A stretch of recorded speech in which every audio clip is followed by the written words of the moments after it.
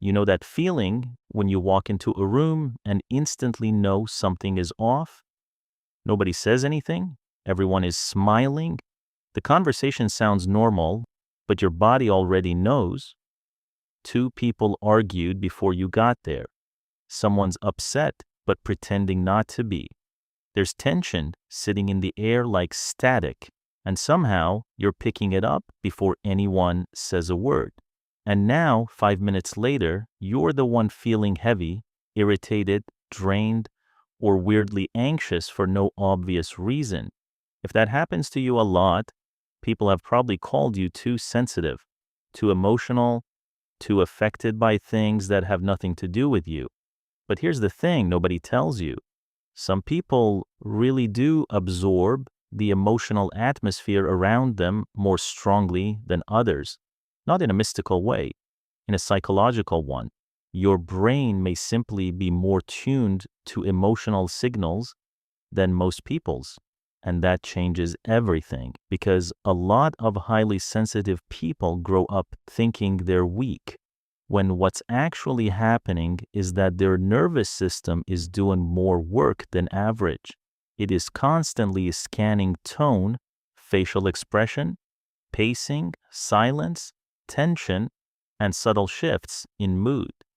Long before your conscious mind catches up, your body has already started reacting. Psychologists sometimes refer to part of this as emotional contagion. Human emotions spread. They leak.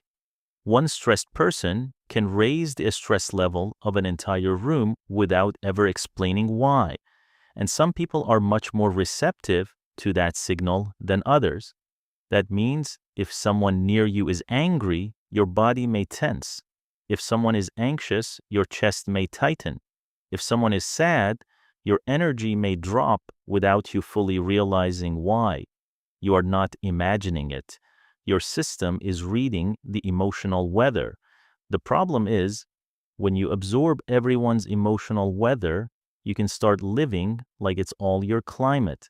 And that's where this gets exhausting, because people like this often don't just notice emotions.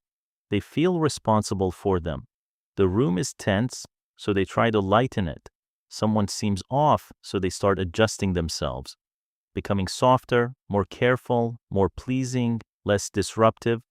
They become emotional managers without ever being asked.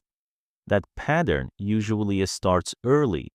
A lot of people who absorb everyone's stress grew up in environments where moods mattered, where tension could turn into conflict, where reading the room was not a bonus skill, but a survival skill. You learn to notice the sigh, the silence, the shift in tone, the look on someone's face before anything was said out loud. So your brain adapted, it became fast, careful, hyper aware, which is useful until it isn't, because over time, this can blur the line between what is yours and what isn't. You walk into a peaceful day feeling fine, and then someone else's stress becomes your stress. Someone else's mood becomes your mood. Someone else's chaos gets downloaded directly into your nervous system. And now you're carrying emotional weight you never chose. That does not mean you are broken.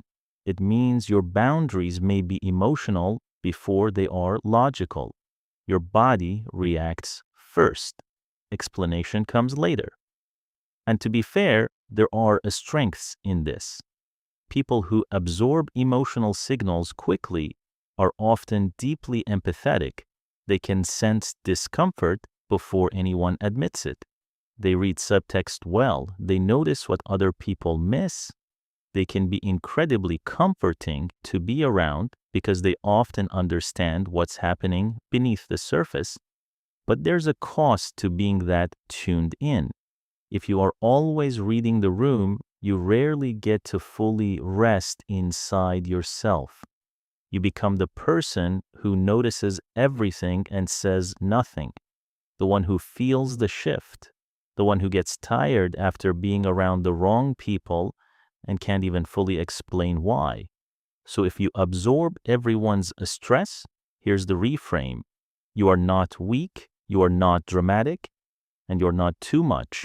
You may simply have a nervous system that is exceptionally responsive to emotional data, one that learned very early that other people's moods mattered, one that became so skilled at detecting tension that it now picks it up automatically. That sensitivity is real. It can make you thoughtful, perceptive, and emotionally intelligent, but it can also make you carry things that were never yours to hold. And maybe that's the part to remember. Not every emotion you feel belongs to you. Not every tension you sense is yours to fix. Not every heavy atmosphere is your responsibility to absorb. Sometimes the healthiest thing a sensitive person can learn is this: just because you can feel it doesn't mean you have to keep it.